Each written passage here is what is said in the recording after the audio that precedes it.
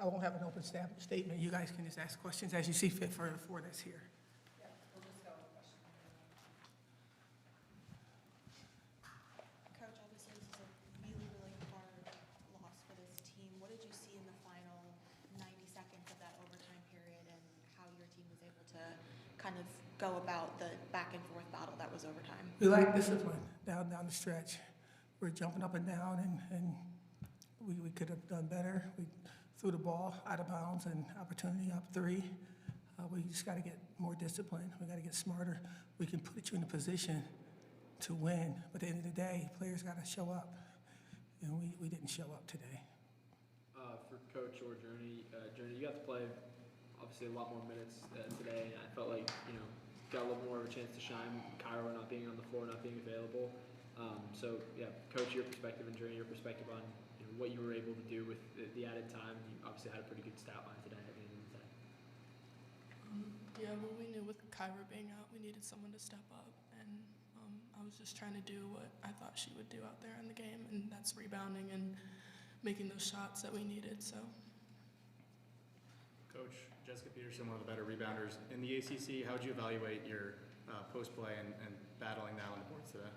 Well, down the stretch, we had an opportunity to hold her off from up and under, and we lost discipline, and we knew that. The 4-year vet is on that kid, and all you had to do is wall up, and we didn't wall up. And unfortunately, she scored, and she's a good player. But I thought we did a great job with her, but we made subs, and they went right to her. Georgia, obviously this isn't the way that you wanted to be able to celebrate the milestone, but being able to score your 1,000th career point in a Syracuse uniform during overtime, I mean, I know emotions are tough right now, but what is hearing that kind of mean to you? That happened last year. Yeah, that happened last year. That was at Syracuse. That's Syracuse. No, I don't know. Yeah. It's an honor, but I don't feel too great right now. We didn't win, so it doesn't really hold much for me right now.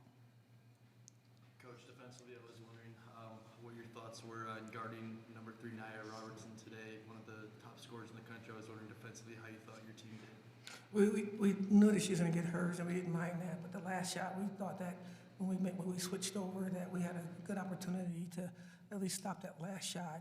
We certainly lost our discipline. But our goal wasn't to stop a player. Our goal was to stop a team. I thought we did a pretty good job of that. But the last shot, they went back to their go-to player, and she came through for them. As the game went on, in terms of rebounding, I mean, you kind of evaluated the performance of what Peterson did, but why do you think they were able to sustain their rebounding so well down the stretch? Because they are one of the top in the country. They have a moxie for it.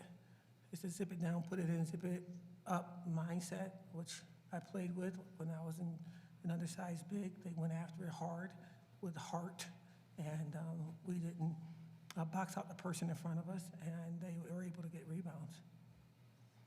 Coach, obviously not the result that you guys wanted, but down early, you guys came back. It was a back and forth game pretty much throughout the end of regulation and overtime.